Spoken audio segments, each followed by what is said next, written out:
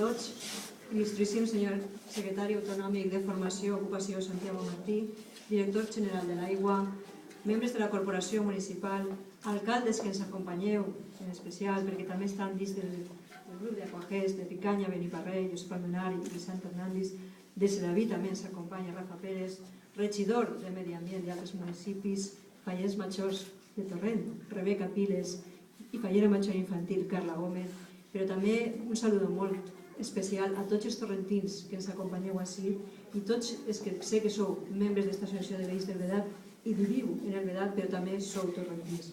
Molt bon dia a tots. D'alguna manera fa 15 dies que vàrem inaugurar el que és el centre ambiental i crec que després de 15 dies ens tornem a trobar així en algo que jo quan baixàvem les escales diria el teníeu molt amagat, perquè si recordeu un poc els que vinguérem aquell dia passàrem per el costat d'aquesta escala i el que han vist a baixant l'escala no estava. I entenc que no estava perquè, entre altres coses, el que n'hi ha si baix és tal vegada dels béns més preciats, com ha dit el director general, que és l'aigua. I no podia estar en un altre lloc. Tal vegada podia haver estat en algun edifici de Torrent, però entenem que el centre ambiental era el seu lloc més ideal i ara crec que ho ha dit en part el director general, però també crec que ho anem a entendre molt millor. L'AUIA, com ha dit, no sols per a la comunitat valenciana, sinó també per a Torrent, ha sigut un element continu i dinamitzador.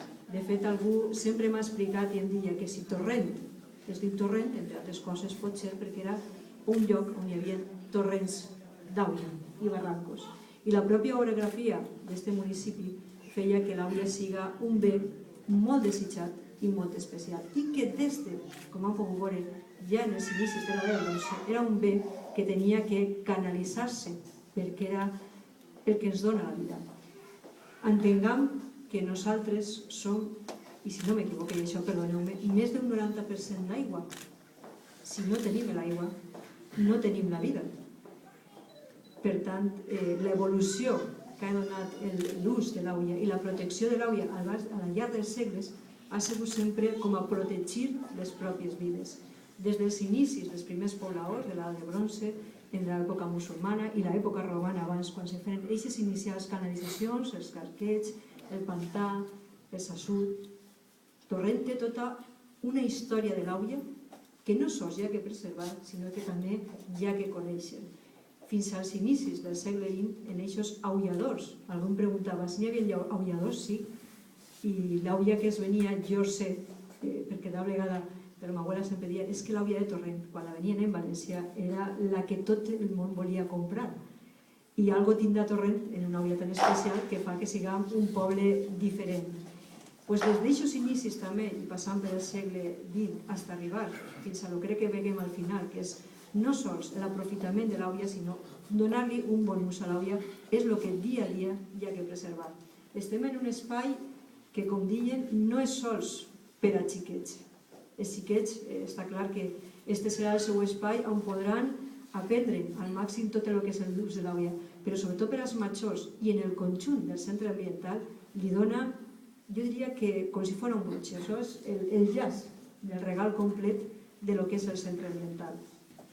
Anem sumant, com diuen, xicotetes coses, són com sumar gotetes d'AUIA, activitats i coses que anem fent que fan que l'AUIA, però tot el medi ambient, siga la part més important que tenim que preservar. Així, a Torrent, als pobles de l'Horta i a tota la comunitat valenciana.